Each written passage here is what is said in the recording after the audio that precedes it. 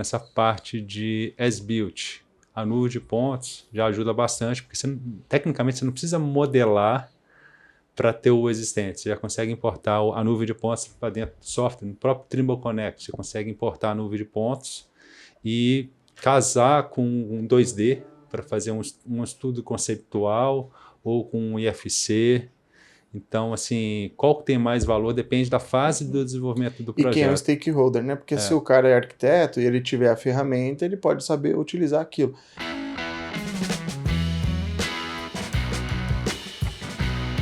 Fala aí, arquiteto Júlio na área. Fala, engenheiro Nicole na área. E começamos mais um ICTech. Aquele podcast sobre tecnologia na arquitetura, engenharia e construção. Nicole, hoje eu consegui trazer mais um convidado de peso para falarmos sobre tecnologia, gêmeo digital, HBIM, infraestrutura. Estamos aqui com Rafael Rigoni. Bem-vindo. Boa tarde, bom dia a todos. Prazer estar aqui, Júlio, pelo convite.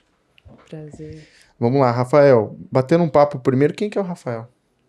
Tá, o Rafael é um engenheiro que formou em 2004 e já em 97 já mexia com 3D, AutoCAD, e assim que formou foi para a Finlândia especializar em plantas industriais e com isso conheci o Tekla em 2005 e em seguida a gente virou representante em questão de comercial do Tekla também em Minas Gerais, como apoio do representante nacional. Em 2011, a gente começou a dar treinamento de Tekla, a gente foi o primeiro centro de treinamento de Tekla nacional. Então, na época de 2011 até 2013, a gente tinha uma sala de treinamento em Belo Horizonte, quando não tinha YouTube, então vinha gente do Brasil inteiro para fazer curso com a gente. E em seguida eu fui para a Trimble, a convite, para ser o gerente de treinamento de serviços da Trimble. E nisso fiquei 5 anos dando apoio em implementação BIM, compatibilização, a parte de tecnologia de Tekla, tanto de estrutura metálica pré-moldado e moldado em loco, e também a parte do Trimble Connect. Eu tinha desenvolvido o manual de treinamento do Trimble Connect, do Tekla, e a parte de escaneamento a laser e estação total robótica. Então era essa parte de BIM aplicada e tanto tecnologias. Em paralelo, eu comecei a dar aula em pós-graduações, na época IPOS, IMBEC, em seguida Zigurati, PUC Rio Grande do Sul, TFPR, e hoje eu estou no IPOS, EBPOS e aula presencial aqui na Mackenzie. Sabe pouco, né, Nicole? Pouca coisa, né? 97 eu estava nascendo. Não, e diga-se de passagem, só uma curiosidade. Engenharia, né? Engenharia, mas apaixonado em arquitetura. Que é importante trazer isso também, porque assim, geralmente o arquiteto não trabalha muito com topografia, não vai muito, porque quando a gente olha meio o DNA ali, já Tekla, que é um software de estrutura e tudo, então tem muito uma semelhança com a parte da engenharia, que é importante para quem tá escutando, às vezes entender, poxa, mas espera aí, né? Então, cara, muito legal, acho que esse trailer aí já começou por 3 minutos aí já dando carteirada. Vamos lá, então, Rafael, fala um pouquinho agora hoje como que você está atuando, com o que você tem feito, fala um pouquinho sobre, eu sei que você está muito hoje focado nesse mundo do gêmeo digital, infra, HBIM, fala um pouquinho pra gente. Tá, hoje a gente desenvolve escaneamento a laser e modelagem BIM em projetos especiais. Então, tanto parte patrimônio histórico, infraestrutura, pontes, setor elétrico de subestações e também coberturas. Por exemplo, aqui em São Paulo tem uma reforma do AMB. Eles estão reformulando novo distrito, né? AMB. Então a gente teve a oportunidade de digitalizar a cobertura do AMB, que é uma estrutura metálica imensa de 1970. Eles demoliram parte dela e a gente teve o modelo 3D da parte remanescente. Então a gente teve que fazer o escaneamento a laser, subir, medir com paquímetro. Então eu estou dando um exemplo de uma cobertura. Cobertura especial também, um projeto da Santa Casa do Rio Grande do Sul, que é um projeto bem bonito. Sim, eu conheço. Que é um projeto da SBP, um projeto alemão, que teve compatibilização com a HBIM, porque quando eu falo HBIM, assim, os prédios são antigos, a Santa Casa é um hospital de 220 anos e os prédios em que foi feita essa cobertura têm mais de 100 anos. Então eles colocaram uma estrutura metálica bem com arquitetura generativa e usaram o escaneamento a laser e a inspeção térmica para ajudar na montagem. Então, como vocês vão ver nas imagens, assim, é um projeto muito bonito que teve o suporte da captura da realidade para poder servir de subsídio para o desenvolvimento do projeto. Sim. Eu ia perguntar para você, o que é esse negócio de HBIM aí? Para quem não sabe, explica para o pessoal aí. O BIM todo mundo conhece, né? Que é Build Information Modeling. Aí a gente põe o H na frente, que é o Heritage. Então, seria a modelagem BIM da informação de patrimônio histórico, Heritage Historical. Então, é uma modelagem mais delicada, vamos falar assim, porque você tem que ficar atento a questões geométricas, que não é aquela coisa reta de esquadrias, portas, tem ornamentos, tem pinturas, tem esculturas. Então, o Revit em si não faz aquela geometria, aí você tem que criar um mesh fora, importar como família para dentro do Revit ou no ArchiCAD, né? Sim. E, além disso, você tem a parte de mapeamento de danos e patologias para restauro e reforma. Então, é uma modelagem bem mais complexa, trabalhosa, do que uma modelagem normal, tradicional BIM. Eu imagino. Hoje, para você trabalhar com isso, quais são os conhecimentos a nível de modelagem que você acha que tem que ter de software, por exemplo, para eu conseguir reproduzir a modelagem de um levantamento de um HBIM aí, de uma igreja antiga, um prédio antigo? Perfeito. Então, todo software tem suas vantagens, né? E tem suas limitações. Então, o Revit é um ótimo software de documentação, mas tem algumas limitações de modelagem. Então, na parte de geometrias mais complexas, a gente utiliza como recurso o MeshLab, que você consegue fazer um mesh diretamente na nuvem de pontos. A gente trabalha bastante com o Blender, que é um OpenBIM. E tem o Cloud Compare, tem vários outros softwares, né, que complementam o Revit. Aí, no final, a gente insere todo esse mix. Todo mundo conversa com Revit. No final encaixa no Revit tanto, não só o modelo, mas também as fotos, as imagens. Sim. Então, além do escaneamento tradicional, drones, fotogrametria, a gente input relatórios de patologias, fotos tradicionais. Que é aquele relatório padrão de patologia. Padrão, só que dentro do Revit. Legal. Muito bom. É que, na verdade, a gente sabe que tem algumas limitações na ferramenta. A gente teve algumas oportunidades de trabalhar com patrimônio também, só que a gente usava mais no caminho, por enquanto, só do escaneamento, né? Ali da parte de captação, entrega da nuvem de pontos. E o pessoal muitas vezes se depara com isso, porque aí tem até uma dúvida que eu tenho. Em relação a HBIM, são poucas pessoas que entendem o poder da modelagem e da informação que está sendo entregue. Então, muito ainda se pede em CAD. Ou o cara, me traz, você gera um desenho orto disso, e aí eu trabalho a patologia por cima. Isso já acaba sendo até um grande ganho para a pessoa, porque ela não precisava, porque ela tirava foto, né? Ela fazia isso, eu acho que a metodologia era muito tradicional. Sim. Né? E aí, quando a gente traz uma nova forma de fazer com fotografias, que aí você faz fotometria, e aí você trabalha também com escaneamento, você já sobe muito a qualidade e precisão desse trabalho. Como que tem sido o desafio de lidar com os clientes que recebem esses produtos? Tá. A maior dificuldade dos clientes é poder abrir uma nuvem de pontos, porque geralmente os computadores são mais limitados, não tem uma placa de vídeo boa, uma memória RAM suficiente. Para contornar isso, a gente está disponibilizando a nuvem de pontos em um servidor web, onde o cliente consegue visualizar, consegue ver as fotos 360. Então, não tem aquela necessidade de baixar a nuvem, abrir no recap, que ele não vai conseguir abrir o RCP e ver as fotos 360. Então, a gente entrega o RCP completo, mas já deixa disponível no servidor essa visualização da nuvem de pontos. Não, perfeito. A gente pergunta também porque tem clientes que trabalham além do Revit, né? Também trabalham com ArchiCAD, ou até tem clientes que só querem a nuvem para depois abrir, fazer um bid e de repente liberar para a galera fazer. A gente teve uma oportunidade de participar de um concurso que foi qual que era? Era do CAL Santa Catarina, não era? Que foi muito interessante aquela ocasião, porque entregaram pra gente uma nuvem de pontos, porque foi feito com Slam, e aí fizeram de onde era o CAL Santa Catarina, e aí entregaram pra nós, acho que é de Florianópolis, se não me engano. Foi de Floripa, né? Entregaram o todo o escaneamento, e aí eu falei, poxa, a gente já está na frente porque a gente faz a modelagem, entende, tudo mais. E eu fiquei curioso para saber como que foi a primeira vez que eu vejo um concurso que disponibiliza a nuvem de pontos, aí tu fala um concurso de arquitetos, né? Sim. E para o pessoal poder desenvolver o projeto. Então a gente acabou modelando todo o existente, depois a gente coloca aqui as imagens, e fez o projeto junto com o Bizzeri Catiborea na época. Então Legal. a gente fez uma parceria para desenvolvimento do projeto. Foi a primeira vez que eu vejo, primeiro, um concurso com BIM e também com nuvem de pontos. Então foi bem interessante, né? É por isso que eu pergunto como que tá hoje essa complexidade, porque a gente gravou um podcast com a Cinto.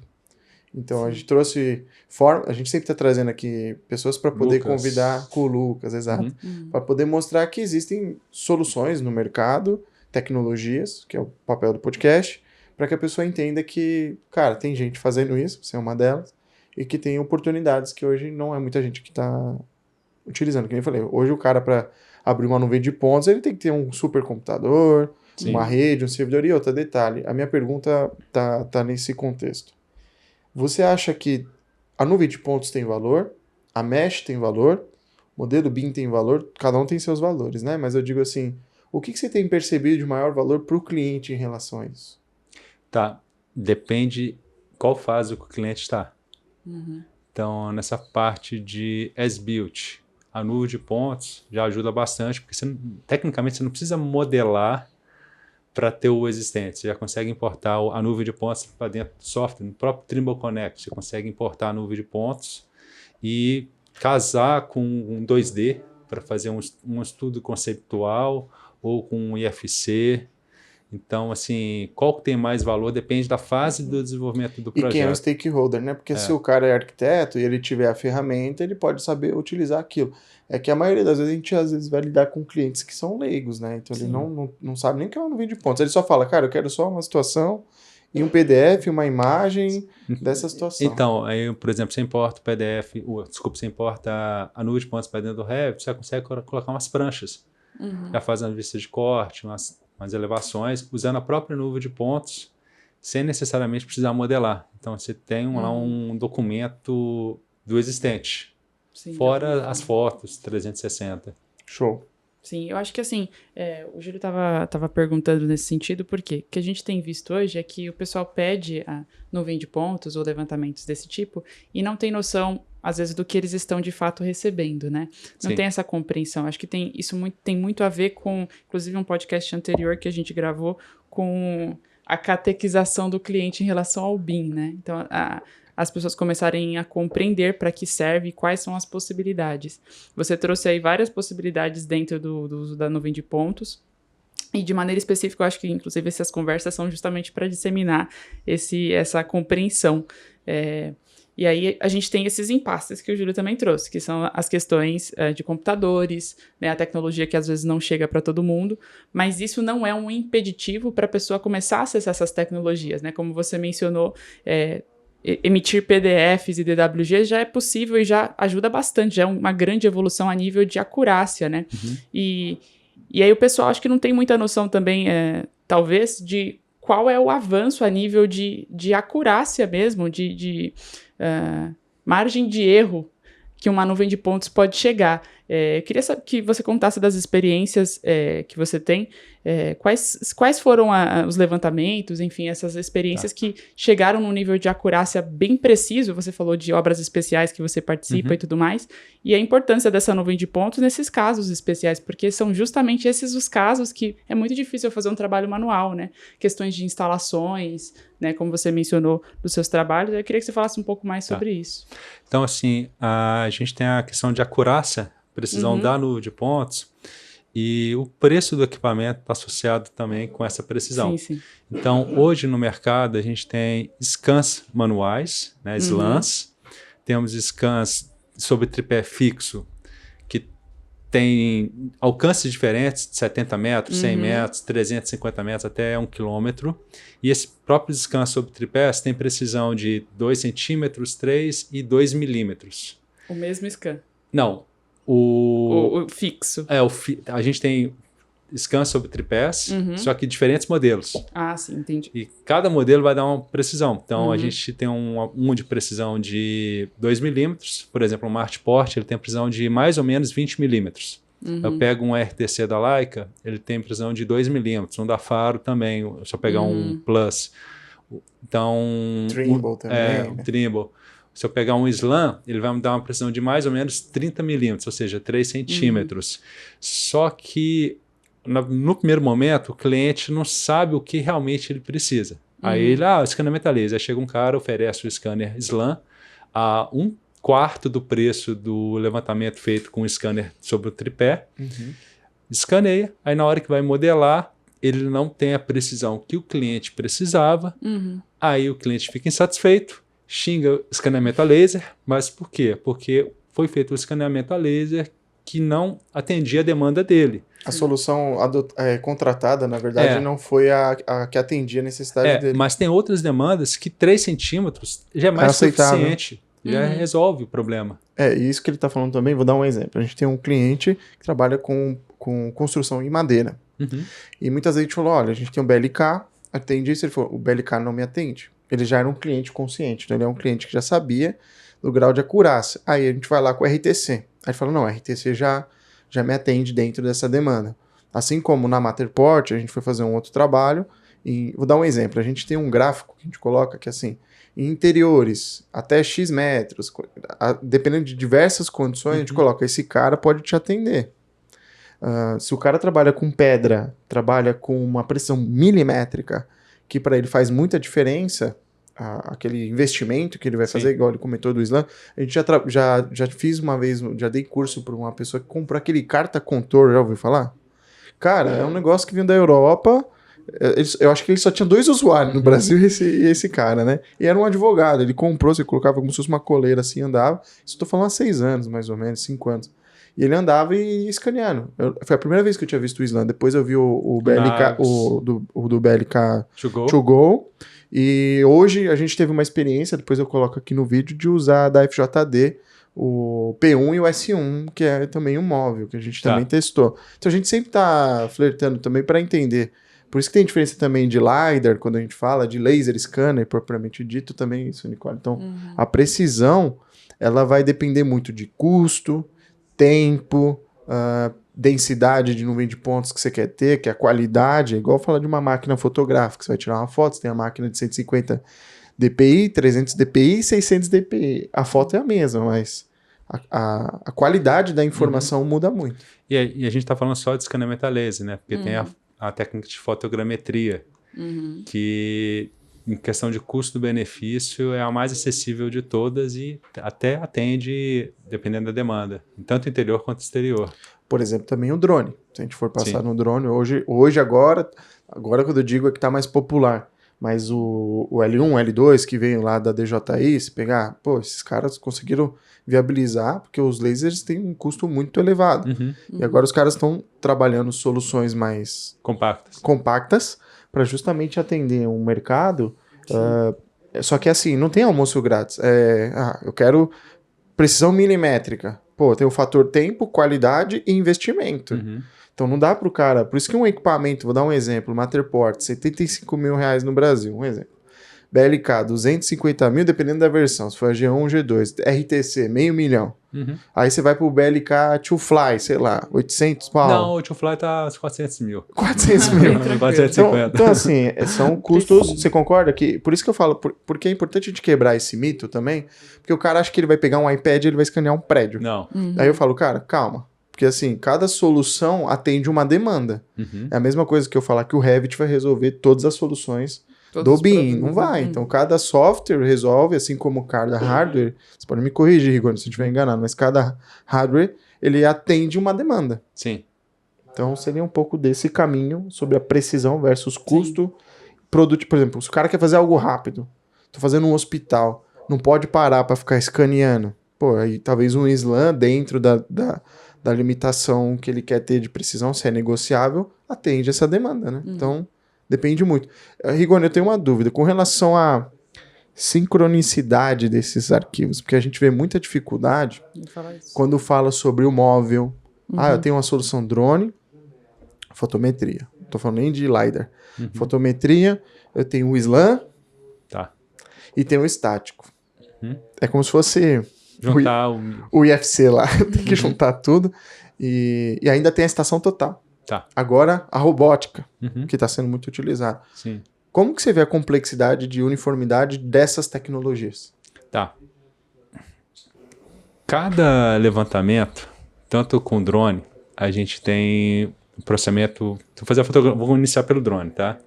Então, a gente tem a gente voa com o drone e o primeiro processamento é feito pelo GPS das fotos. Então, você vai ter uma precisão, um erro ali de X. Quando você põe um RTK, uns pontos de controle, você diminui esse erro do levantamento do drone, agora em milímetros, porque você está trazendo a precisão da fotogrametria para o RTK, enquanto antes estava fazendo a precisão em base ao GPS do drone. Mesma coisa acontece com o escaneamento a laser. Então, no escaneamento a laser, primeiramente, não é só apertar o botão, tem que fazer uma verificação dos registros entre cenas, que pode ter um overlap, uma translação, tanto horizontal quanto vertical, inclinação também, isso o pessoal não toma cuidado com isso, mas uma diferença de 1 grau, 0,1 grau e uma obra de 500 metros vai dar muita diferença. E, então, como que eu vejo isso? Que a gente já fez esse trabalho de juntar diferentes nuvens de pontos, um feito com scanner estático, outro com móvel, e sobrepor também, não só comparar, né, e sobrepor. A gente consegue ver facilmente a divergência entre, por exemplo, um Martport com o RTC. Então, a imagem que eu vou mostrar para vocês aqui é um comparativo dos dois. E em questão também com o drone. E o SLAM também. Então, eu tive o problema com o SLAM que a nuvem ficou inclinada. Sim. Então, por exemplo, o RTC, ele dá aquele giro 360 inicial para se nivelar, para depois escanear e depois tirar a foto 360. Já outros scanners, o Martport, já começa girando. Então, a nuvem acaba ficando um pouquinho, não vertical, vamos falar assim, né? Sim. Então, assim, tem alguns ajustes que a gente tem que fazer manualmente. É bem, como fala, minucioso. Né? Porque é igual quando a gente fala dos softwares, de você trabalhar em multiplataformas, e quando a gente vai fazer a conexão, a interoperabilidade dessas tecnologias, vamos dizer assim, tem os seus desafios, entende? Dá para comunicar, mas existem riscos e também... É que hoje, quando a gente a gente foi participar de algumas concorrências, e aí o pessoal trazia muita bibliografia da Estação Total. Muito material, a BNT, antigo, que não se aplica hoje para a nova metodologia. E aí falava, cara, mas não dá para trazer isso para a nova metodologia, porque, não, mas tem que ser a acurácia poligonal da Estação Total. Falou, olha, a gente pode trazer para uma proximidade que fica muito próximo, milímetros, mas não vai bater igual uma Estação Total.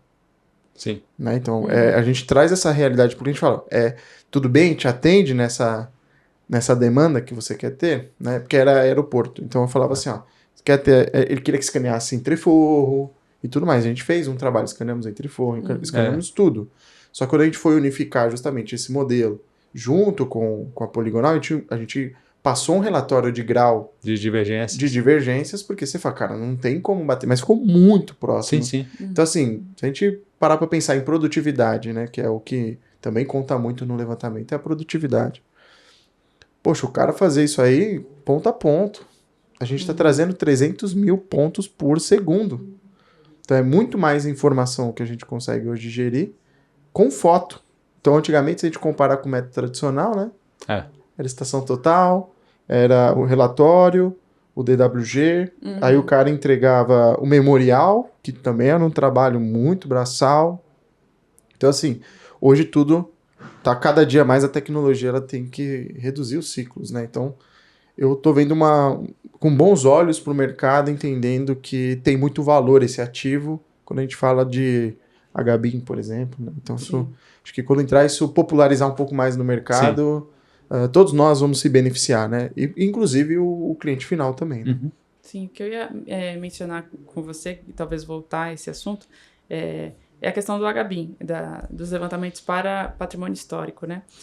Hoje no Brasil, não sei se você tem alguma informação de quantos patrimônios importantes são de fato escaneados ou levantados, mas eu sinto que não são tantos quanto poderiam ser, né? Você tinha até comentado aí o caso do Museu Nacional, Sim. que não estava escaneado, e a gente fica pensando, né, nessas horas em que tragédias acontecem, se tivesse um levantamento, talvez fosse um processo um pouco mais simples restaurar essa edificação. E aí, trazendo do patrimônio histórico, eu queria que você falasse das suas experiências mais legais que vocês tiveram aí de levantamentos de patrimônios históricos brasileiros. Tá. E quais foram os desafios desses levantamentos, a necessidade que o cliente tinha, né, como você falou, por ser algo muito preciso, as modelagens talvez ali mais orgânicas. Então, quais foram os desafios? Como foi essa experiência? Eu queria saber mesmo. Tá. A boa notícia é que hoje está tendo muito digitalização do patrimônio histórico. Que bom. Então, assim, os principais patrimônios históricos do Brasil já foram digitalizados. Uhum. Isso falando desde Pelourinho, Legal. Ouro Preto, Rio de Janeiro, São Luís, se não me engano, lá em cima. Então, assim, Recife também. Então, tem muito patrimônio histórico já digitalizado. Legal. Principalmente os que são federal, né? Assim. Federal, Unesco. Então, tem assim, comparando hoje, há 3 anos atrás, tá tendo bastante digitalização. Agora, meu background, assim, começou em 2009, quando eu tentei participar de um edital na Petrobras, da Comperj, que é uma refinaria, e eles pediram para digitalizar um mosteiro no meio da refinaria. E na época não era tão difundida a tecnologia de escaneamento no Brasil. Tinha que trazer da Itália o scanner, e o custo ficou muito alto e não deu para pegar. Isso foi em 2009.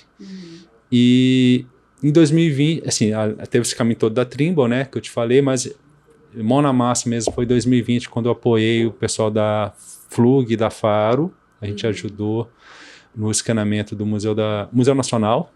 Legal. Então teve todo um trabalho especial, porque a gente teve que andar sobre as treliças da cobertura para poder registrar todo o museu. Não foi só um escaneamento normal de andar com o scanner e apertar o botão. A gente andou com apoio de um corpo de bombeiros, né? Sobre as treliças, colocamos um scanner de cabeça para baixo a mais de 30 metros para poder registrar. Então, se vocês verem um vídeo que a Flug promove, a Unesco promove, foi graças a esse levantamento especial, né, de risco, mas que conseguiu capturar tudo. Aí, embaixo dessa experiência, foi uma das mais fortes que a gente teve, porque assim, dói o coração você ver o que foi perdido, tudo em cinza, do Museu Nacional, que não tinha, e teve aquele caso do Notre Dame. Em Notre Dame teve um acidente também, só que eles tinham feito a digitalização 5 anos antes.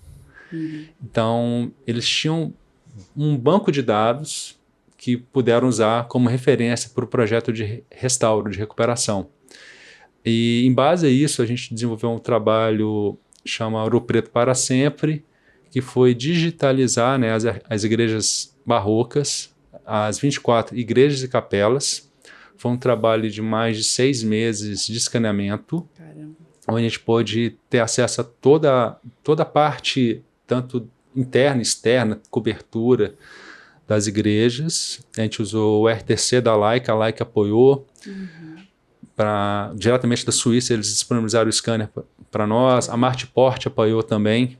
Então, hoje é possível vocês fazerem um tour virtual. Aqui tem um link Ouro Preto para Sempre. No Instagram, vocês jogam um QR Code que conseguem passear nas 24 igrejas. Isso para garantir o registro da arquitetura barroca para as próximas gerações.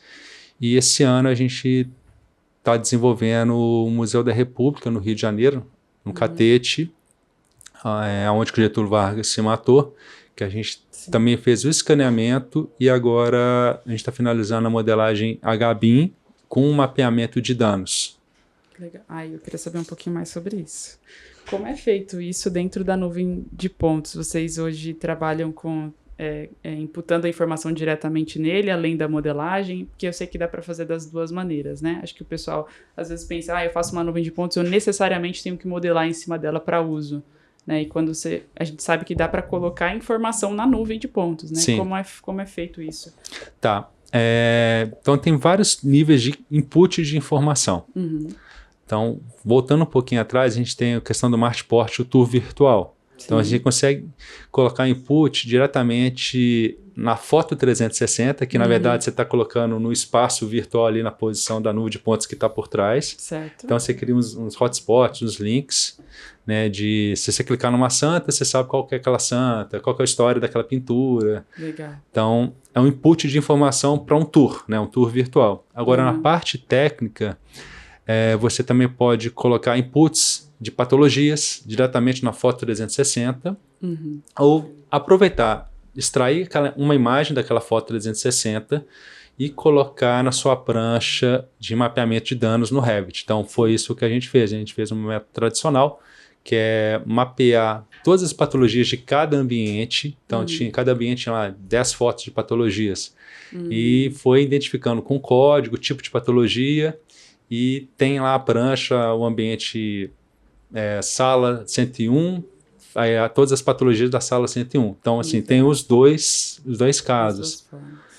Porque também tem uma questão, Nicole, que é assim, eu vi uma apresentação de alguma empresa lá no BIM Fórum que estava fazendo Petrobras por Matterport, né? E tem algumas questões que eu fico olhando, porque assim, a Matterport é a solução que você fica pagando online e é um serviço, né? É um SaaS.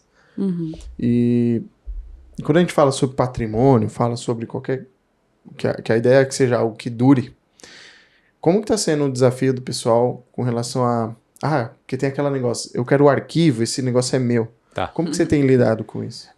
Esse é um dos desafios do projeto de Ouro Preto, porque a gente pretende, um dos próximos passos é baixar as fotos 360 de 128 megapixels para ter arquivado aqui. Vai por onde? É por isso que eu pretendo desafio. E para isso também, fazer um tour 360, a gente já faz isso no próprio Museu da República, a gente está usando a plataforma Poultry, que é um visualizador de nuvem de pontos gratuito, Open Search, né, que você consegue subir a sua nuvem de pontos, até mexe também com textura, e criar esses links. Então a gente fez um Poultry, tipo um recap, que você clica no hotspot, na bolinha, e você abre a foto 360 que foi gerado pelo RTC.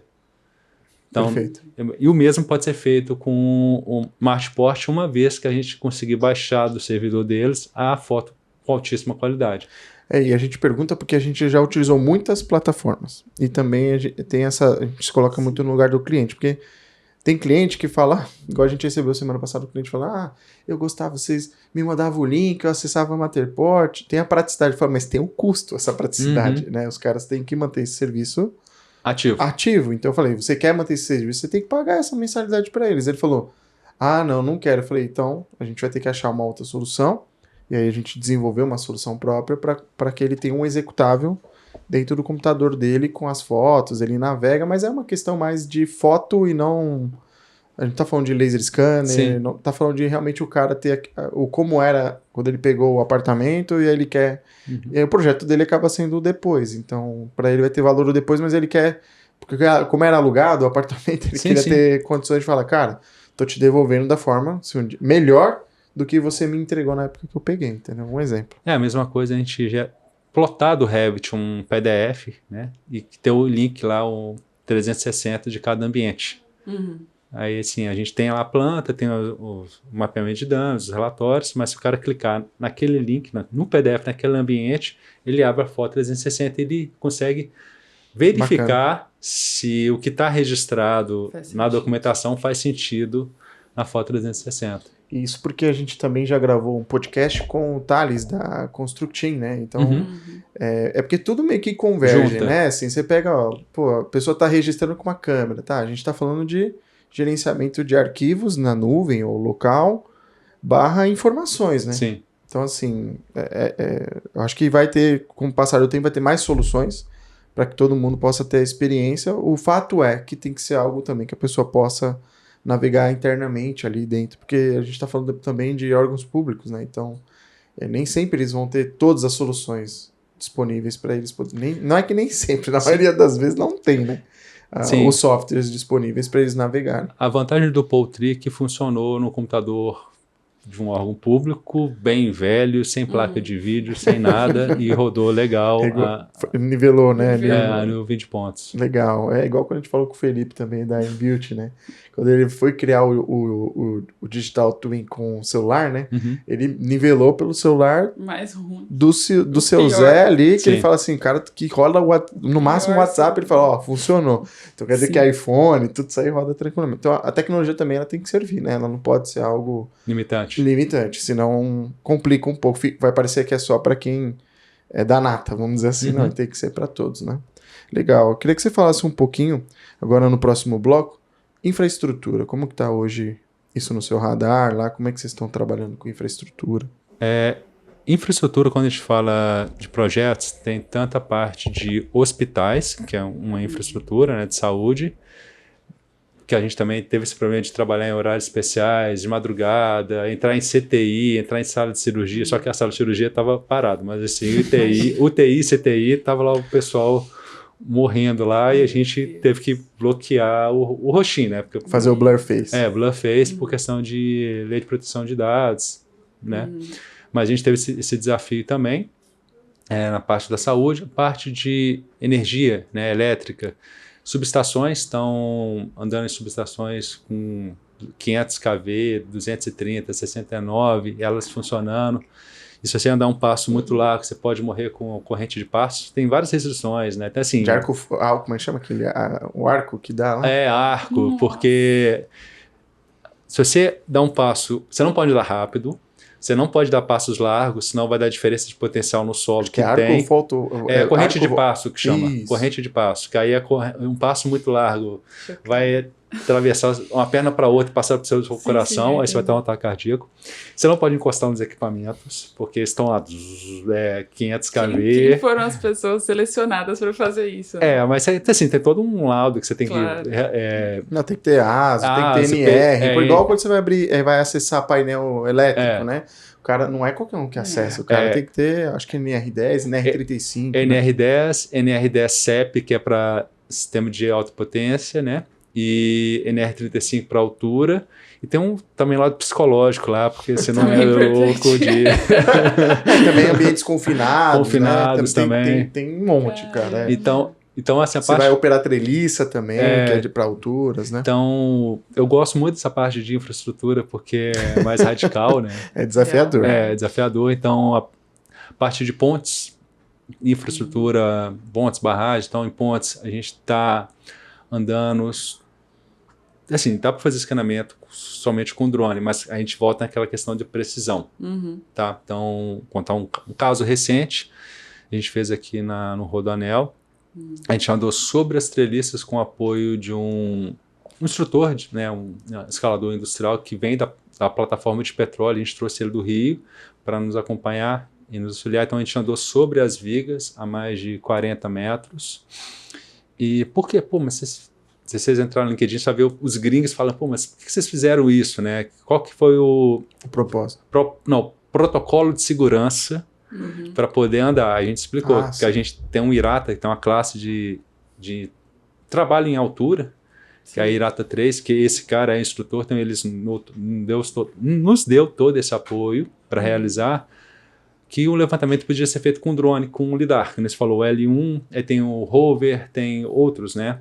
Só que a gente testou com esses scanners, e o scanner estava dando um erro de 3 centímetros.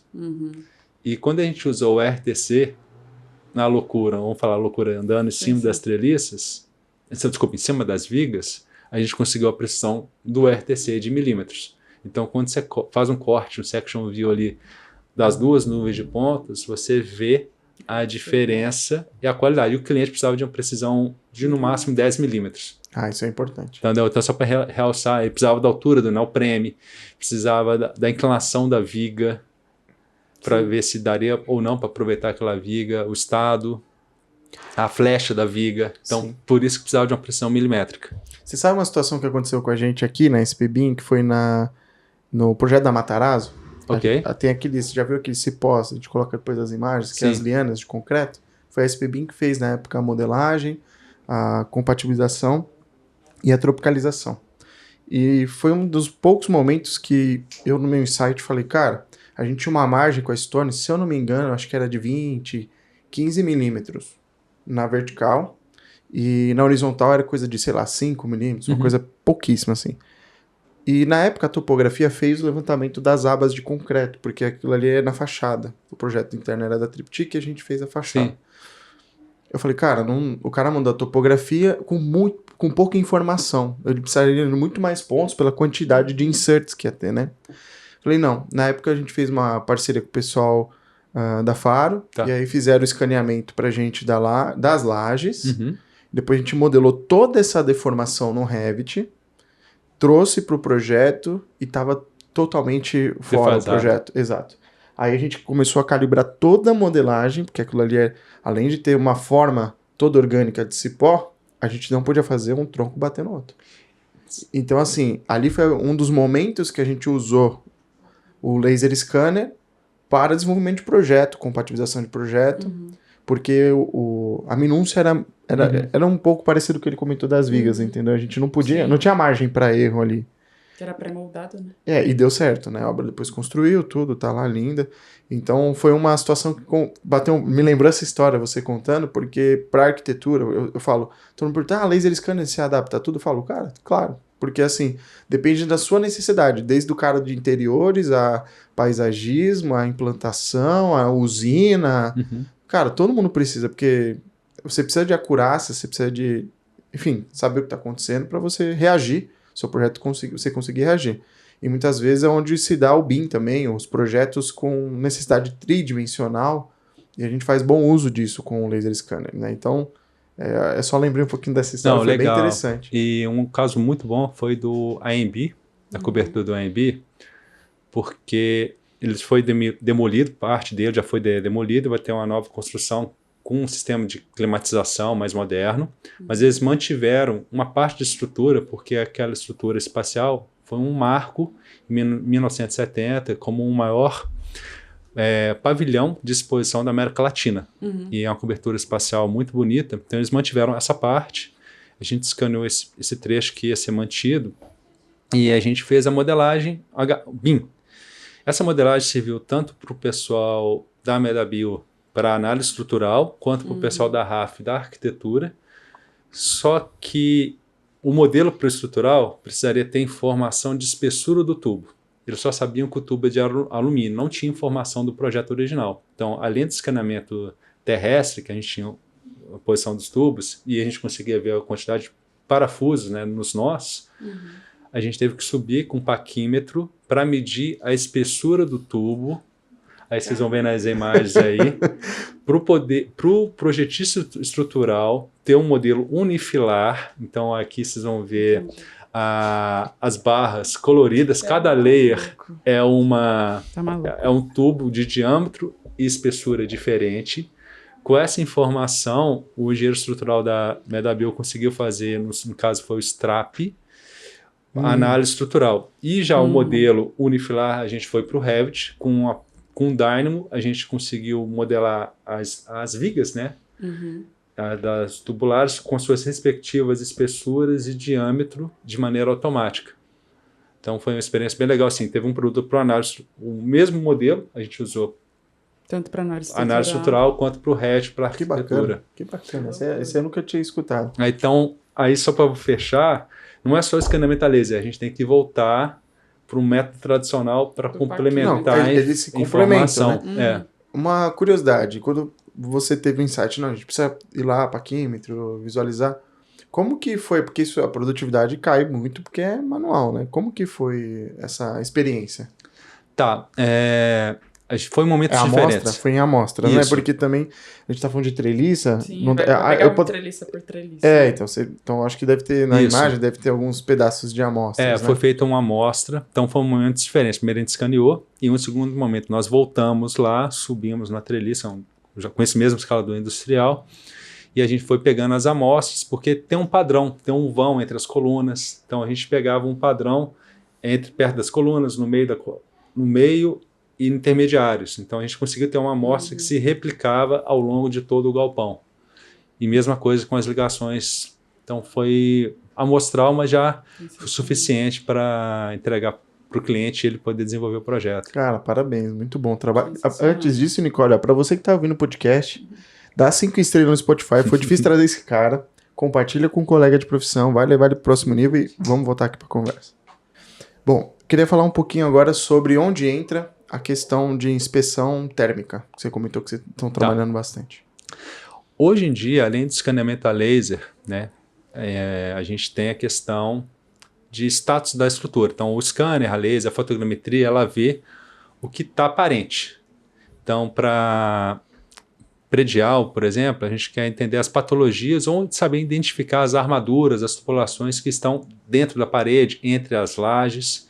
Então, existem 2 tecnologias, a câmara térmica e a tecnologia de PGR, né, que seria o ultrassom. E a câmara térmica, ela permite a gente identificar pontos de infiltração, por exemplo, fachadas, pastilhas, placas que estão descolando, alguns pontos de trinca, é possível também identificar com câmara térmica. Identificar por diferente temperatura, a gente consegue ver, como nesse exemplo, a gente consegue identificar onde tem viga de concreto e aonde é alvenaria, porque cada material aquece e de maneira diferente. Então você consegue identificar o que está atrás do reboco. Sim. Então isso é um dos usos da câmara térmica. A câmara térmica também pode ser usada para inspeção de painéis solares. Então a gente tem um parque de painéis solares, a gente consegue identificar os painéis que estão com problemas. Isso é muito bom para a manutenção, para poder substituir essas placas. A gente fez um trabalho de 750 mil placas, uma inspeção para poder fazer essa manutenção. Com drone. Com drone e processamento com inteligência artificial, todo um processo mais evoluído. E no caso das armaduras, a gente pode usar essa tecnologia de GPR para poder identificar aonde estão a tubulação, a ferragem, por quê? Eu quero fazer um furo. Então a gente consegue saber exatamente aonde é possível furar ou não. Aqui a gente tem um exemplo de um caso que a gente usou essa tecnologia, onde a gente deslocou o furo a 5 centímetros da posição inicial, graças a esse ultrassom. Se a gente furasse naquele ponto que estava previsto no projeto, ia pegar a armadura da laje. Muito bom. Eu já usei algo parecido, mas no passado, que era um scanner wall, já viu? Igual aqueles da Bosch, não lembro se era da Bosch. Depois eu vou achar uma imagem, a gente tem lá embaixo. Era que assim, eu queria furar o drywall, basicamente, para eu colocar um reforço, sem ter que abrir o drywall, colocar madeira e tudo na época, né? Só que assim, ele era bem preciso, esse daí que a gente utilizava na época, porque ele pegava acho que até 5 milímetros, alguma coisa assim, sabe? Atravessava apenas 5 milímetros. Não, ele nem ele se passava assim, ele ia detectando, aparecia uma luz vermelha, aí ia ficando verde, ele falava, é um embutido, esse daqui é um metal, aí quando tinha a corrente, ele falava, isso aqui tem alguma coisa elétrica aqui atrás, porque o pessoal de interiores usa bastante até para quando vai passar no cerâmico, entender o que tinha por trás para não furar e vazar, né? Então, não sei se é algo similar esse daí. É um pouco mais potente, que ele consegue atravessar mais de 1 metro a laje de concreto ou a pavimentação. Aí ele vai detectar, mas ele detecta dessa mesma forma, né? Vai aparecendo se é ferragem. Vai ter um sinal, né? Tipo, como fosse ultrassom de neném, né? Tipo, vai ter um sinal que ali tem alguma coisa. Aí você vai ter uma interpretação para saber se é uma ferragem, uma tubulação, de acordo com a forma da imagem capturada. Eu também já tinha visto uma vez, porque me foi apresentado, em rodovia, o pessoal queria fazer aquele carrinho, já viu? Isso, o carrinho amarelo, cortador de grama. Que ele vai empurrando, ele é um georradar. O georradar, é a mesma tecnologia. O georradar, aí ele ficava emitindo e aí ia aparecendo. Acho que é mais ou menos isso, né? É a mesma tecnologia. Aparece o desenho, você sabe que tem pedra aqui, você sabe que... né? É uma interpretação. Então, assim, tem muita tecnologia, né? Então a gente pergunta justamente para entender como o mercado tá consumindo isso, né? E naquele caso de fachada que tem fissuras, também o pessoal está usando? Sim. Então, o drone está sendo bastante usado, que está mais acessível hoje, né? Em questão de investimento. Então, não só mapeamento de visual, mas também com o uso de câmeras térmicas também. Sim. Ah, então por isso. É porque aquelas câmeras novas da DJI que o pessoal tá falando bastante, né? É justamente para poder fazer essa varredura, né? Uhum. O cara falar, olha, aqui tá com... Na patologia tá... Como é que eu posso explicar? Bolhas de ar, Sim. né? Sim, sim. Então ele sabe que ali vai Estufado. estufado e tal. Legal, cara. Eu não tinha muito conhecimento Eu disso. fico imaginando que isso mudou muito a vida das pessoas que faziam esse tipo de aferição visualmente, né? Sim. Nessas edificações a galera tinha que ser meio que alpinista, você se formava em engenheiro e alpinista, né? Porque você tinha que subir Não, no e prédio. muita incerteza, né? Porque era igual a viga. O cara, pra descobrir a viga, era assim, cara. Não, quebra um pouquinho mais pra cá. batendo. Quebra um pouquinho. Ah, tá aqui a viga, né? E assim, detonou lá o... Sim. Esse fachado é percussão, que o cara desce na cadeirinha com o Isso, martelinho e vai percussão, exatamente, batendo pelo seu sentimento, aqui tá com vai problema, que não tá. É igual prospecção, né? Que o pessoal chama de prospecção. Eu fui entender depois também, né? O pessoal fala, vamos fazer prospecção nesse imóvel. Aí o pessoal tá lá quebrando, o cara vai furando. Ah, aqui tem a viga, aqui tem... Porque acontece muito, o pessoal vem pedir levantamento e fala, cara... O laser scanner ainda não escaneia Sim. a parte dos embutidos, porque a galera acha que a tecnologia... Falei, cara, se Raio-x. fosse, ele ia ser 5 vezes mais, tá? Sim. Ele ia custar mais caro. Mas eu falei, tem essas outras tecnologias que apoiam, mas também tem um trabalho muito braçal, né? Porque, eu quero descobrir onde estão todos os eletrodutos, né? Putz, cara, aí Vai gastar um tempo. vai gastar um tempo, dá, e é uma estimativa ainda, né? Então, por isso que a gente fala também de ter um bom planejamento e utilizar também o laser scanner no planejamento de execução de obra, porque se o cara fala, olha, antes de fechar, deixa eu escanear. Na SPBIM, eu vou passar um exemplo depois, quando a gente fez na nossa unidade lá de baixo, a gente fez com a Matterport a primeira versão de como que estava, e ainda era Pro 2, era aquela mais antiga. Depois a gente teve a oportunidade lá com o Guandaline, a gente utilizou a Pro 3, a gente já tinha feito todo o modelo em BIM, aí a Nicole me ajudou na época, né? A gente modelou tudo, detalhou assim... O máximo fez a placa do drywall, fez o montante, o reforço. A gente chegou num load muito elevado. E eu falei, Nicole, agora a gente tem que separar e vamos utilizar um pouquinho o laser aqui de teste para ver se realmente vai ser interessante depois. E a gente fez isso, a gente rodou a Matterport, depois descia a Matterport para pegar embaixo o sifão e gerou esses 2 tours, né? O tour do existente e esse da infra. E aí depois a gente fez o fechamento do drywall. Passou acho que coisa de 6 meses, a gente falou, cara, vamos mudar um pouco aqui o design do espaço e tudo. Caramba, o que tem aqui atrás? Eu falei, peraí. A gente foi lá na Matterport, reativou o espaço e pegou as medidas. Ó, a placa tá aqui. Legal. E aí na época o Marcelo falou, posso furar? Eu falei, pode confiar, fura aí. Furou, pum, bateu certinho na madeira. Só que a gente, o modelo que a gente tinha feito, que é um modelo ortogonal, tudo bonitinho, retinho, quando a gente sobrepôs com o modelo de nuvem, aí eu falei assim, gente, a gente atualiza nesse nível, porque também a placa tinha ficado torta, do reforço e tudo, né? E a gente depois fez uma atualização desse modelo para, de fato, ter o gêmeo digital lá no final, pra gente poder reaproveitar ele depois. Mas foi uma experiência que a gente fez, porque assim, queira ou não queira, todo esse esforço, ele tem que ser muito bem planejado. Sim. E às vezes você chega na obra, o cara já fechou, ninguém falou nada, e você vai falar, poxa, e agora?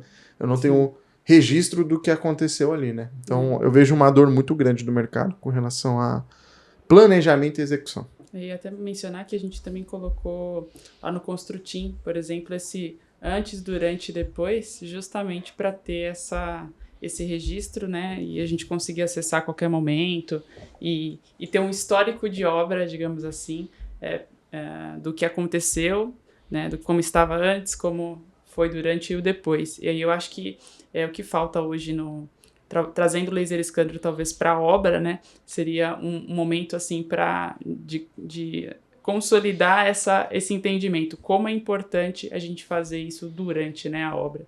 Porque imaginando que chegar no final da obra você tenha que fazer, por exemplo, um gerenciamento de operação dessa edificação, você precisa ter pensado nisso antes de começar a obra, né?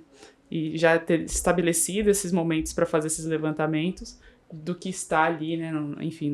Dentro das drywalls, nos entreforros, porque chegar depois e aí você quiser fazer um levantamento de uma edificação, nem sempre você vai conseguir pegar tudo. Não.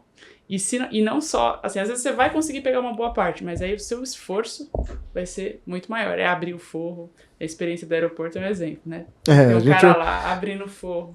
Você vai, sobe, põe lanterna, pega. É assim, bem tudo é difícil. experiência, tudo é experiência. Porque, por exemplo, você vai fazer lá, o pessoal pedir evidências. Ah, você vai fazer um levantamento. Não, mas espera aí. Você perdia mais tempo com logística e burocracia do Sim. que, de fato, fazendo o levantamento. Sim? Exatamente. E aí, disso tudo, depois você tinha que modelar, trazer informação, colocar... Então, a gente sabe que, assim, acho que a gente pode falar dos perrengues, né? Exatamente. Quem já não passou diversos, tipo o cara esquecer a chave, não ter alguém para te acompanhar, o dia da integração, que aí você perde quase 2 dias, aí você fala, putz, você tá alugando o scanner lá e tem que pagar 2 Sim. dias só porque tá Tem que na integração. integrar. Então, assim, tem um monte de complexidade, por isso que a gente criou uma cartilinha depois pro cliente preencher antes, porque senão dá muito problema, né? Ah, vai ter alguém no lugar, tem iluminação no local, é um lugar compartimentado, tem que fazer... Tem cliente que fala, não precisa de tudo isso. Fala, sabe por que a gente faz essas perguntas? Porque quem já passou por operação sabe o perrengue, né? Um lugar seguro para deixar o laptop e as baterias para carregar. Exato. Tudo isso. Então só É que coberto, não é coberto. eu acho que o pior o que você acha que é pior de tudo, na sua opinião, com relação a essa parte da experiência do levantamento de O campo? operacional, né? Tá. É a segurança. É. Porque você está andando com equipamento que custa 200 mil, 600 mil. Sim. Mesmo que seja alugado, você vai ter que pagar uma franquia, que não é barata. E engraçado que o drone chama mais atenção que o scanner. Então, a gente sempre está no mínimo com 2 pessoas para um segurar o curioso enquanto o outro está pilotando o drone, né? E também questão do scanner em si. E em algumas situações a gente já teve que ter apoio da própria Polícia Civil Federal, contratar segurança particular para poder desenvolver o trabalho com a devida segurança. Bacana, não, muito bom essa pergunta, porque a gente sabe, uma coisa é você trabalhar com residencial, predial, mas quando você vai para uma área de fábrica, eu lembro de uma experiência que pediram para a gente um orçamento de usina. Pô, só o que você tinha que ter de documento e riscos também envolvido é algo também que ninguém calcula na hora. E aí a pessoa só fala, não, é só uma nuvem, é só apertar um botão lá. Fala, cara, não é. E patrimônio histórico é geralmente um ambiente, cobertura de telhado, de igrejas. Sim, Vai fraquíssimo. ter fraquíssimos. Tem cocô de morcego, aranha, pombo morto. Então você pode ter um problema respiratório. Então tem que andar com uma máscara. Né? Insalubre. Então, assim, tem essas questões também de saúde. Imagina. E, Igor, trazendo agora um ponto sobre gêmeo digital. Tá. Vamos falar um pouquinho sobre isso. Então, existem diferentes níveis de gêmeos digitais, né? Então, o próprio modelo BIM feito no Revit é uma réplica da realidade. Então, a gente fala assim, o gêmeo digital que está disponível na nuvem com informações associadas, tanto de questão de manutenção, de informações históricas ou informações de operação mesmo, né? Então, eu clico quando eu falo clique, estou no modelo 3D, independente se é uma nuvem de pontos ou um modelo IFC, tá? Eu clico naquele registro, naquela tomada, naquela lâmpada, naquela bomba, aí eu vou saber qual é aquela bomba, quem fez aquela manutenção, qual que é o PDF de manutenção dela, montagem, desmontagem, desenho técnico de instalação. Então, existem diferentes níveis de gêmeos digitais. O pessoal pensa assim, tem que ser BIM? Não necessariamente. Você pode fazer um gêmeo digital numa artport, você pode fazer entre aspas, tá? Quando eu falo de gêmeo digital, isso é uma representação da realidade. Ou diretamente na nuvem de pontos, quando você faz essa segmentação dos itens diretamente na nuvem de pontos, associando as informações. Depende muito também de quem tá do outro lado e o que ele vai utilizar, né? A gente gravou um podcast com o Suzuki falando sobre isso, né? Que era sobre a gestão de ativos, né? Isso. Então, ele lá utiliza muito câmera fotográfica, a gente utiliza Matterport, tem gente que utiliza câmera 360, utiliza laser também, o BLK. Sim. Enfim, a tecnologia é o que mais tem para fazer isso. A questão é como que fica disponível isso para as pessoas e como as pessoas usam, né? Porque, teoricamente, gêmeo digital, eu fico brincando que é um voodoo digital. Ele tem que ter uma interação com o ambiente real, né? Porque acho que uma grande dificuldade, por exemplo, que eu vejo na Matterport, escaneei aqui, como é por inteligência artificial, até tem aquele alinhamento que você faz na mão, mas daqui 5 anos eu vou ter que fazer de novo. Atualizar o modelo. Então por isso que eu falo que tem que ser algo que o cara possa utilizar depois. Sim. Porque se algo que eu faço só hoje é uma fotografia. Sim, exatamente. Então eu acho que tem esse desafio do gêmeo, aí é onde entra a vantagem do BIM, Sim. de você entregar um modelo depois para o cara e o cara vai retroalimentando aquele modelo, ele pode fazer uma gestão dele depois. Então o gêmeo digital pode ser, nem você falou, desde um modelo BIM ou uma fotografia, mas também tem essa questão, tem que pensar muito nessa questão da edição. Sim. Depois, né? Então, assim, nessa imagem aqui você pode ver um exemplo de um gêmeo digital de um patrimônio histórico, de uma obra de infraestrutura e um edifício comercial, hospitalar, universitário, shopping center. Quando você vê que as informações associadas ao modelo são similares, é um input de dados. Entra a mesma coisa. Né? E a minha dúvida também tem se a construtora, ela veio a valor nisso no sentido quando a gente fala de databook.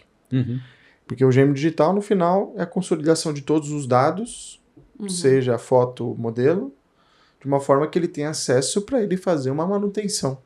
Sim. Né, do prédio. Como que você tem visto? Porque assim, é muito difícil quando você vai levantar um lugar muito antigo e você quer fazer o registro de, um exemplo, né? Que TV é essa? Quem é o fornecedor dessa TV?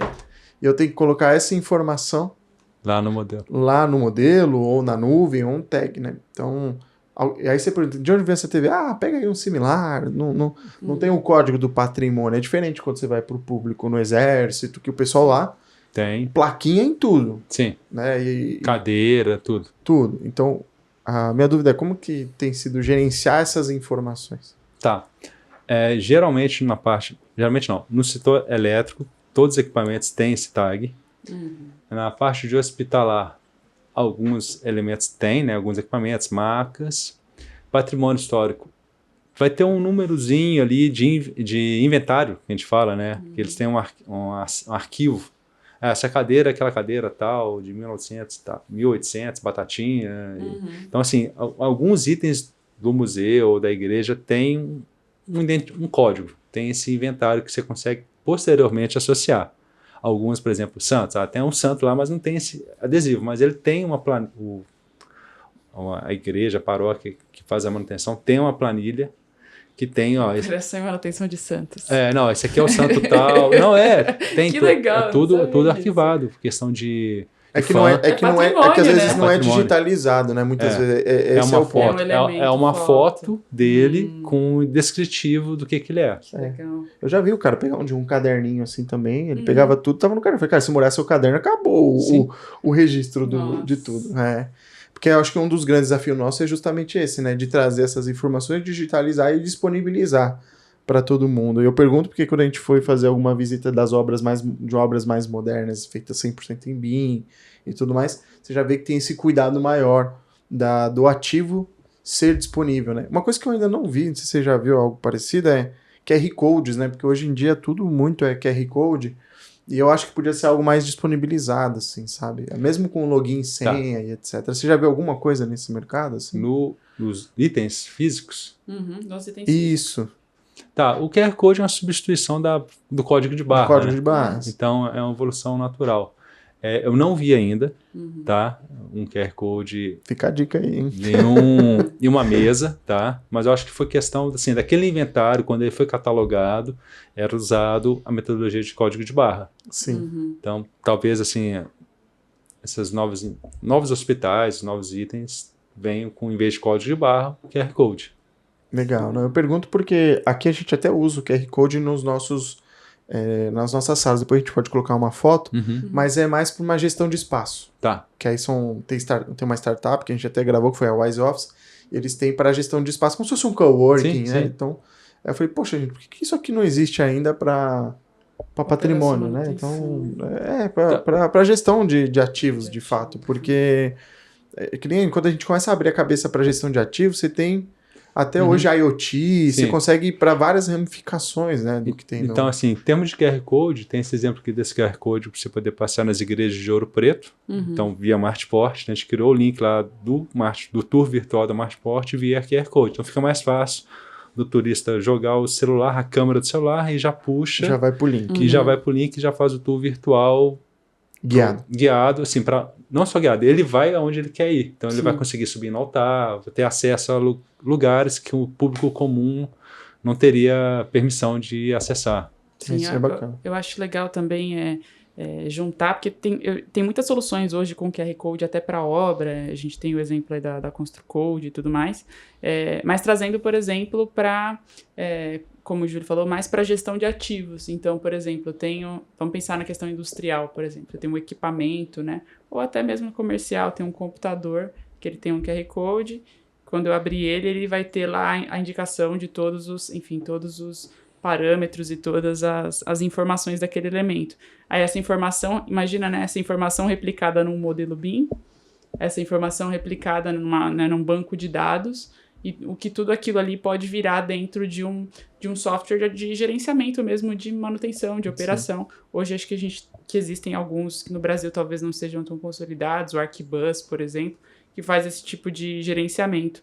Eu acho que é o próximo passo aí que o pessoal está se direcionando, que é justamente para gerenciar o que já existe, o que já está construído e ter essas informações guardadas, né? Então, e para isso, o levantamento antes, durante, depois da obra é tão importante para que isso seja detalhado nos mínimos detalhes, né? Tem um podcast que a gente gravou bem legal, depois a gente deixa aqui na descrição, que foi com o Felipe da Inbuilt.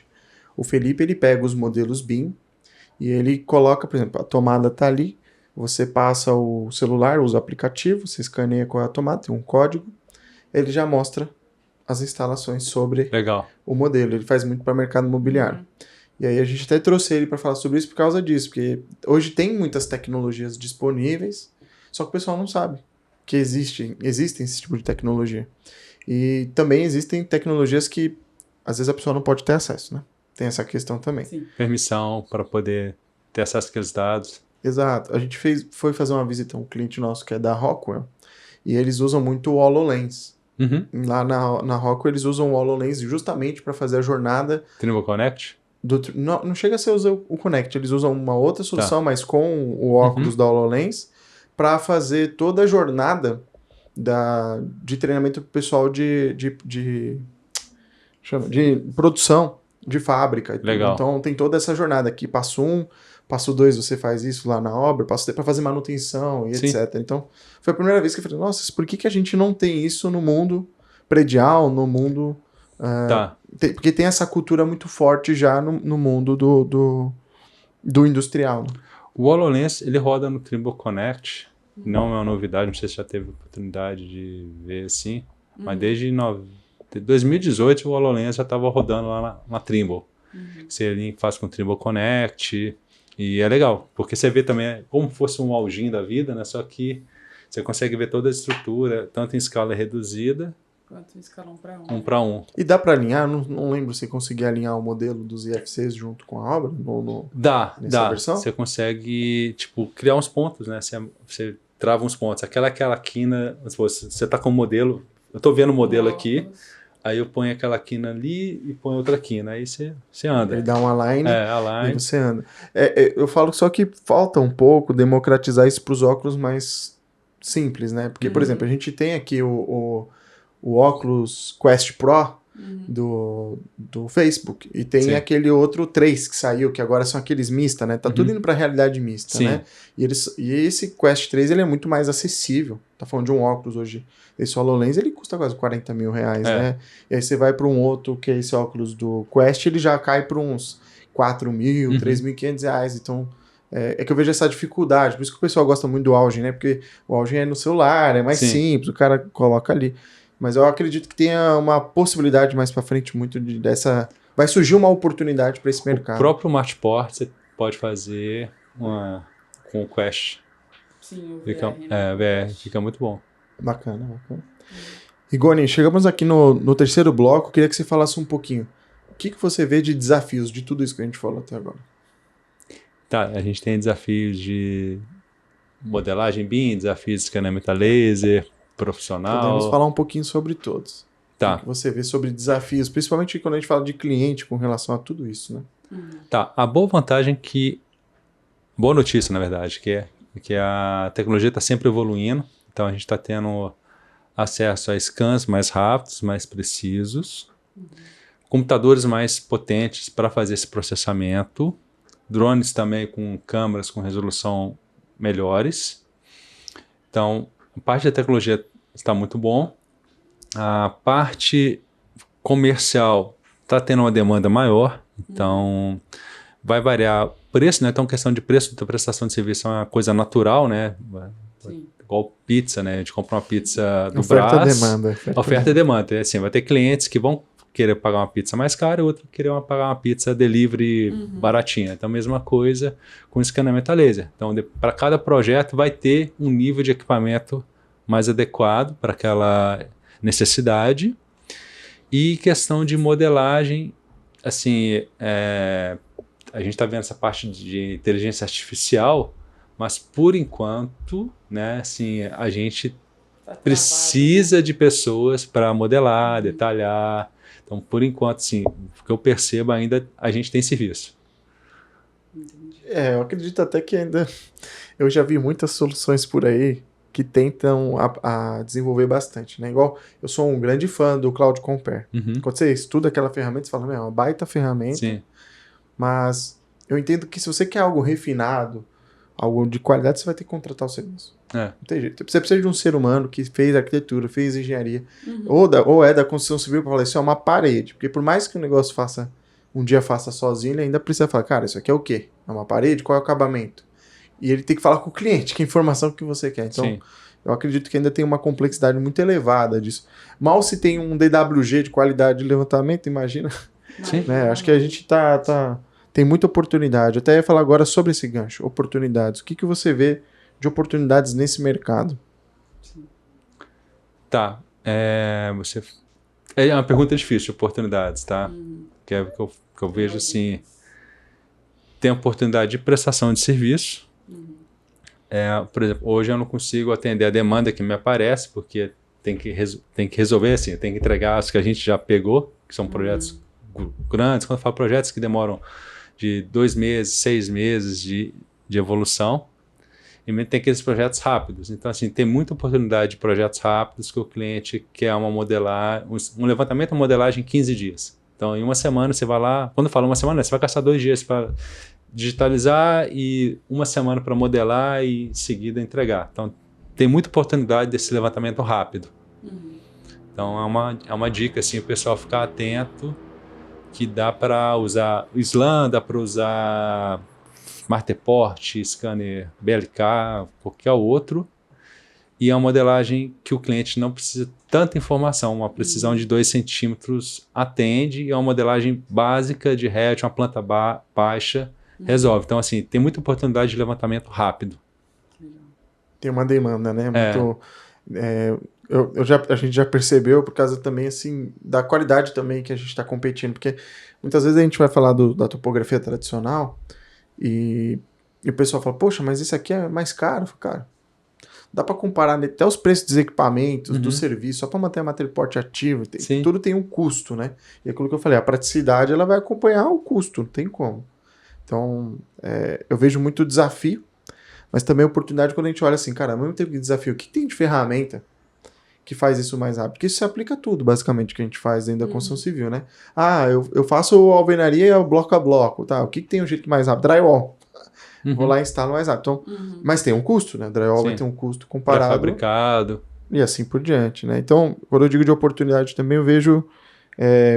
eu falo pro pessoal ficar com o olho muito... com o radar ligado, porque a tecnologia, ela é muito dinâmica. Daqui a um tempo vai ter modelagem mais rápida, vai ter... Às vezes, pode ser até que surja amanhã um software de modelagem só para nuvem de pontos, que seja superior ao Revit, o ArchiCAD, essas ferramentas, né? Já existe. Por exemplo, a própria Faro tem um plugin que identifica perfis metálicos, tubulação, já modela, já faz uma pré-modelagem para você, e você vai e complementa.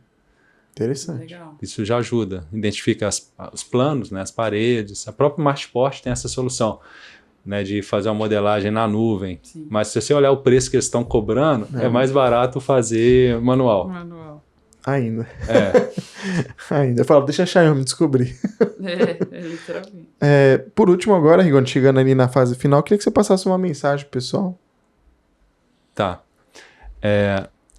Mensagem, assim, que tenha coragem de aplicar, né, a tecnologia, se predisponha, né, a estudar, sempre buscar, não ficar preso em um software ou em um tipo de scanner ou drone, sempre tá correndo atrás, ver o que está acontecendo no mercado e manter a qualidade, como fala assim, documentação tradicional, que não vai ter como, a gente tem que fazer, além do modelo BIM, a gente tem que fazer documentação. Sim. E eu não sei vocês, mas tipo, a gente está gastando o mesmo tempo de modelagem para documentar. É, eu sei como é. E assim, não vou falar que graças a Deus, mas o pessoal fala assim, vai acabar o papel? Não, a documentação ainda vai existir porque é uma maneira de interpretar projetos. Então, o que eu tenho a falar é, o arquiteto continue sendo arquiteto para identificar materiais, identificar os itens de arquitetura, o engenheiro ainda vai ter demanda de saber engenharia, por exemplo, obras de infraestrutura, saber qual que é a patologia daquela estrutura de concreto, corrosão de ferragem, carbonatação. Ainda a gente tem campo para tanto arquitetura quanto engenharia tradicional. E que a gente está tendo uma ajuda da tecnologia de escaneamento a laser e modelagem BIM. Então, o recado é, estuda a arquitetura e engenharia tradicional ainda. Sim. Que isso sempre será necessário, né? Sim, acho que é uma fusão das duas coisas, né? Quando a gente traz, a gente fala o conhecimento técnico aplicado à tecnologia. Acho que é o mundo ideal, né? Você ser aquela história do arquiteto digital, né? Então, ser um arquiteto, mas estar no meio digital, no meio da tecnologia, transforma realmente a sua colocação, não só a sua colocação no mercado, até você conseguir aplicar melhor o seu trabalho. Sim. Então, você não passar tempo se esforçando para escalar um prédio para descobrir uma patologia. Uma imagem vir para você e você, com seu conhecimento técnico, identificar aquela patologia. Eu acho que é essa junção, né, perfeita das coisas. Perfeito. Rigoni, queria agradecer seu tempo. A oportunidade desse bate-papo foi uma mega aula ali. Acho que para quem nunca ouviu falar do assunto, a gente vai deixar aqui suas redes sociais, os seus contatos para quem quiser contratar, saber os seus serviços. E, pessoal, não se esqueçam então de dar 5 estrelas, compartilhar com algum colega de profissão, que esse podcast pode levar ele para o próximo. Obrigado e até a próxima, pessoal. Até mais, pessoal. Tchau, tchau.